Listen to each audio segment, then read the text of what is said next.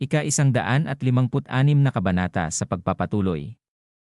Sinaban, ang sect master ng Kunlun Sect ay patungo sa napagkasunduang lokasyon kasama ang isang grupo ng 122 tao na binubuo ng kanyang mga alagad at mga panlabas na alagad.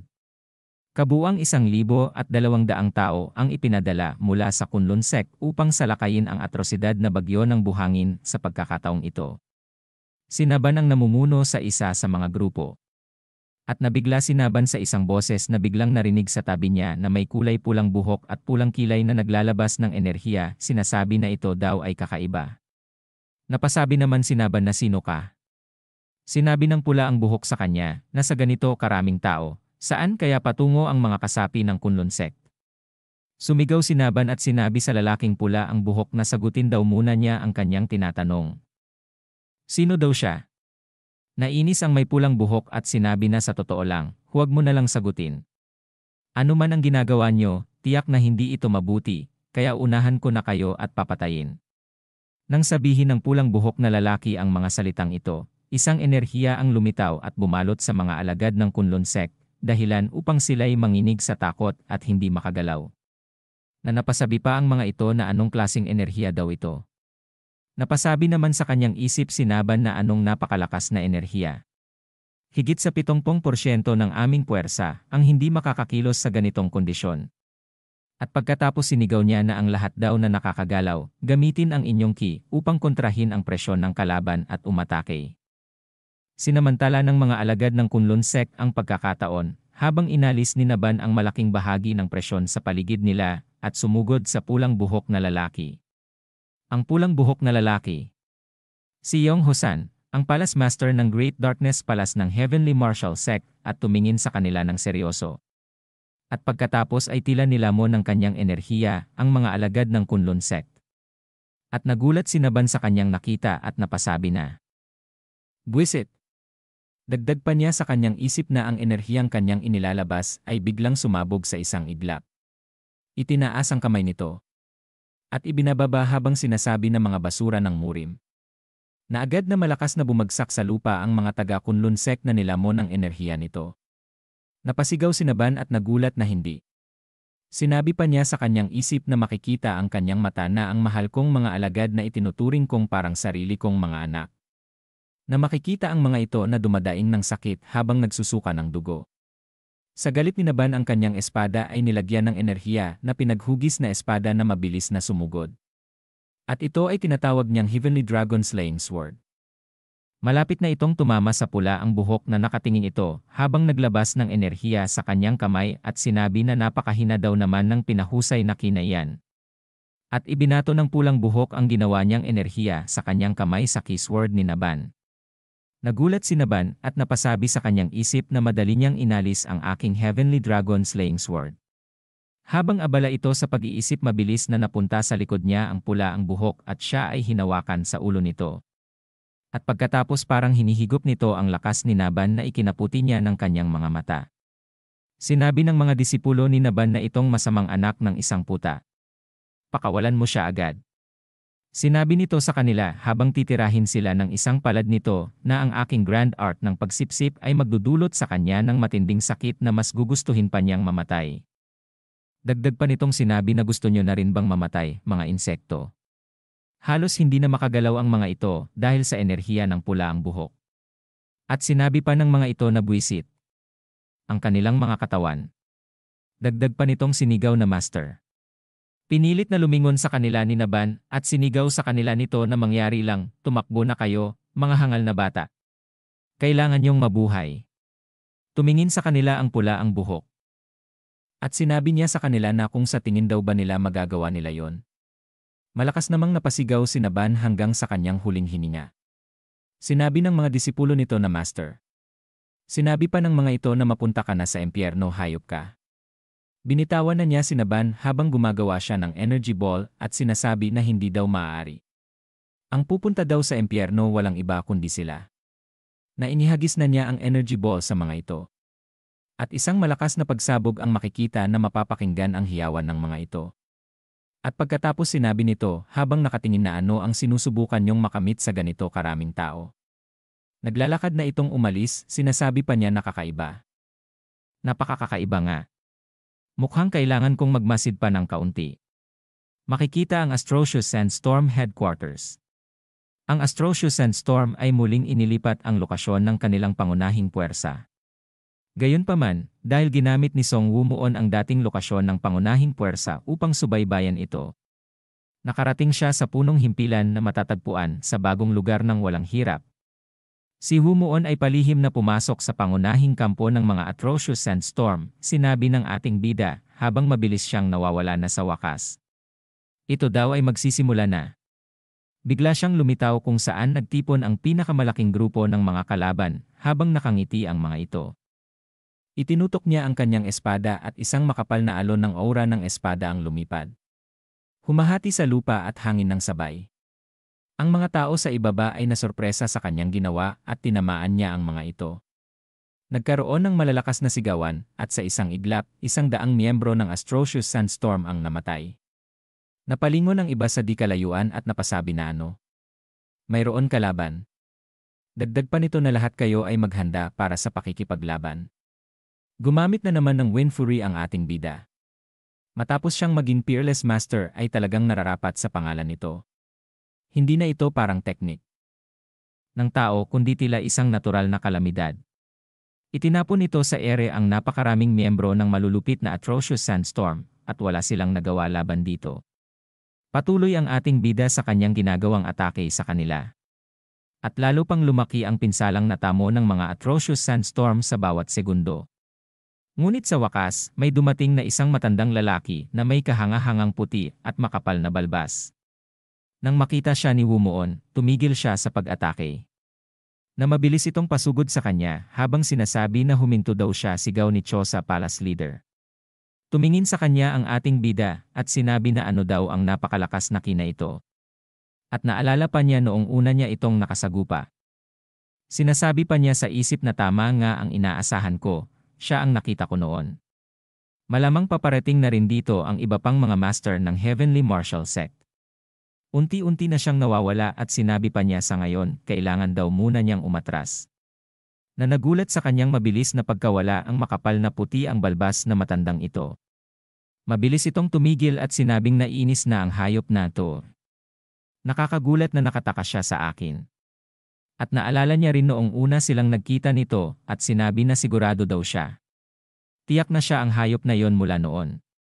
Makikita ang galit na muka nito at sinabi pa niya na nangangako ako, hahanapin kita at dudurugin ng pira-piraso.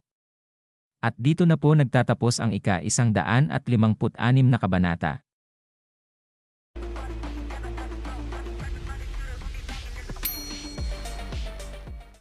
Ika-157 kabanata sa pagpapatuloy. Gayunpaman, kahit pagkatapos noon, 3 beses pang inatake ni Song Woo-moon ang pangunahing kampo ng Atrocious Sandstorm hanggang sa sumikat ang araw kinabukasan. Na ang mga ito ay napasigaw na buwisit. Ang walang hiyang ito na naman. At siya daw ay mabilis na namang tumatakas. At mabilis na dumating ang matanda na napasabi ang lalaki na Chosa Palace Leader. Ang walang hiya ay dumating na naman. Tumugon ito na ang hinayupak na gago na ito, hindi talaga titigil sa panggugulo sa atin, ano? Seryosong nakatingin ito at sinabi sa kanyang isip na sa ganitong pagkakataon. At muli na namang inatake niya ang mga ito. Makalipas ang ilang oras, muli siyang palihim na pumasok sa kampo. Kumilos siya ng napakaingat, tahimik na kahit ang Chosa Palace Leader ay hindi napansin ang presensya niya. At sinabi niya sa kanyang isip na ito na daw ang ika-6 na pag-atake na ginawa niya. Dagdag pa nito na babalik na daw siya pagkatapos nito. Dahang-dahang lumapit ang ating bida sa kanila. At pinatay niya ang lahat ng guwardya bago pa man sila makasigaw. At pagkatapos sinabi ng isang ito na hangal ka, nahuli rin namin ikaw. Sinabi naman ng isa na tapos ka na ngayon. Lumalabas na sila pala ay naghanda ng bitag para sa ating bida at ito ay ang lason sa katawan nila. Mabilis namang napaharang ng kamay ang ating bida at sinabi sa isip na ano to. Naglagay ba sila ng mga pouch ng lason sa damit nila? Sinabi pa niyang nagugulat na buwisit. Ito daw ba ay key dispersing poison? At napakalakas pa nito. Sinabi pa niya sa isip na makikita ang kanyang muka na kahit isa kang ganap na master, dapat immune ka sa napakaraming uri ng lason. Hindi ko akalain na ang lasong nagkakalat ng kina ito ay kayang makaapekto sa akin, isang master sa antas ng Peerless. Naglagay siya ng enerhiya sa kanyang kamay. At iniangat niya ito habang sinasabi sa kanyang isip na sinarado ko na ang lahat ng aking mga butas. Dagdag pa niya na mapapahamak ako kung makahinga pa ako ng kahit kaunti nito. At pagkatapos dumating si Cho sa Palace Leader, sinisigaw na hayop ka. Ang paglalaro na parang isang bata ay magtatapos na dito. Hindi niya napigilang magmura. Ito ang ilang pagkatalo niya sa di kilalang kalabang ito sa loob lamang ng isang araw. Pagkatapos noon, 3 beses pang inatake ni Wu Muon ang kampo ng mga Atrocious Sandstorm hanggang sa sumikat ang araw kinabukasan. Napalingon ang ating bida at napasabi sa isip na ang matandang walang hiya na iyon. At pagkatapos wala nang magawa ang ating bida at inilabas ang kanyang espada at itinira niya ito. Hinarangan naman ito ng Cho sa Palace Leader. Sinasabi pa ng ating bida sa kanya na isipin mo na isasakripisyo mo ang sarili mong mga tauhan. Mga walang hiya kayo, ni hindi nyo itinuturing na mga tao ang sarili niyong mga tauhan, ano? Napaubo ang ating bida at napatingin sa kanyang palad at napasabi sa kanyang isip na buwisit ang key-dispersing poison ay. Sinabi naman ni Cho sa Palace Leader sa kanya na sige lang, magsalita ka pa. Lalo lang papasok ang lason sa marumi mong bibig. Sinabi naman ng ating bida sa kanyang isip na ang taong ito ay tiyak na nakainom ng panlunas. Habang tumatagal ang laban, mas lalo itong hindi pumapabor sa akin. Dagdag pa niya na sa kasong ito. At tumira ang ating bida ng Northern Cold Snow. Nalubos na ikinagulat ni Cho sa Palace Leader. Hindi niya inasahang malalamangan siya sa teknik, lalo na't wala siyang kaalaman tungkol sa estilong espada ni Wu Muon. At pagkatapos ito ay tumalon sa ere upang iwasan niya ang ginawang atake ng ating bida sa kanya. At pagkatapos hinahis naman ng ating bida ang kanyang itim na espada. Iniwasan niya ito habang sinasabi sa isip na ano daw ang kakaibang sword technique na ito. Naiinis pa nitong sinabi sa kanyang isip na ipinagmamalaki ko na alam ko ang lahat ng uri ng sining pang-martial sa mundo. Ngunit ito ang unang beses na nakita ko ang ganitong uri ng technique. Sa espada. Ang espada ng ating bida ay bumalik na sa kanyang kamay habang nakatingin kay Cho sa Palace Leader. Bagamat isang Peerless Master si Cho sa Palace Leader, hindi siya basta-bastang masasaktan kahit pa ang isang Peerless Master. At pagkatapos binuo niya ang isang makapal na barikada sa paligid ng kanyang katawan, napakakapal na kahit isang butil ng alikabok ay hindi makakapasok o makakalabas, at hinarangan ang light flash ng ating bida. Napasabi ang ating bida sa kanyang isip na kahanga-hangang harang ng espada. Hindi ko akalain kaya niyang lumikha ng ganito kakapal na harang. At pagkatapos, sumigaw si Cho sa Palace Leader na ngayon na. At 3 lalaki ang sumulpot sa likuran ng ating bida na kanyang ikinagulat at napasabi na buwisit. Dagdag pa niya sa kanyang isip na kung pagtutuunan daw niya ng pansin ang mga ulol sa likod, maaatake ako ng matandang ito. Inihagis ng 3 ang kanilang espada na lumipad ang espadang balot ng napakalakas na pagbato patungo sa ating bida. Makikita ang mata ng ating bida at sinabi sa kanyang isip na kung kailangan kong tumanggap ng pinsala sa kahit anong paraan, kailangan kong atakihin ang matandang ito muna. Ibinalik niya ang itim na espada sa kanyang baywang. Itinuon ang enerhiya sa kanyang 2 daliri habang sinasabi niya na wawasakin daw niya ang kanyang takip ng kanyang labis na pinalakas na enerhiya mula sa daliri. At pagkatapos ay itinira ng ating bida ang kanyang tinatawag na Golden Enhanced Finger Key. Napangiwi ang matandang si Chosa nang tumagos sa kanyang pananggalang ang Golden Finger Key ng ating bida. Na napasabi pa ito na itong walang katuturang atake. Kasabay nito tumama sa kanya ang inihagis ng 3 espada ng mga kasamahan ni Chosa Palace Leader. Lumingon ang ating bida na gumamit siya ng kanyang palad na may enerhiya. Tinamaan ng mga ito na malakas na napaatras sa ere habang sumisigaw ng sakit. Hawak ang tinamaan ng ating bida, sinabi ni Chosa Palace Leader, na isipin mong kayang. Harangan ng batang ito ang daloy ng aking panloob na ki gamit ang kanyang pinahusay na daliri na ki. Dagdag pa niya na hindi na ako magpipigil pa. Tinanggal niya ang kanyang pananggalang at naglabas ng maraming espada na binalutan niya ng kanyang enerhiya, sinasabi na pagpupuni-punitin daw niya siya. Ang ataking gagawin niya ay tinawag niyang Million Slashes. Nagulat ang ating bida at napasabi na ito daw ay isa sa mga pinakamalakas na galaw, ang million slashes. Dagdag pa niya na buwisit kang matanda ka. Kahit na hindi ako nagdaranas ng key dispersing poison. Mukhang hindi daw niya ito makakayanan. Pagkatapos mabilis niyang ginamit ang extreme divine steps na lubos na na-master niya. Sinabi pa niya sa kanyang isip na kailangan na daw niya agad ditong makaalis ngayon. Sinigaw naman ni Chosa na ang walang hiyang iyon daw ay tatakas na naman. Kailangan daw nila siyang mahuli at patayin. Habang mabilis siyang tumatakbo sa ere, sinabi ng mga ito dito daw siya pumunta. Habulin siya at huwag siyang hayaang makatakas. Sinabi ng ating bida na pinagpapawisan na kailangan na daw talaga niyang makalabas ng kanilang vase.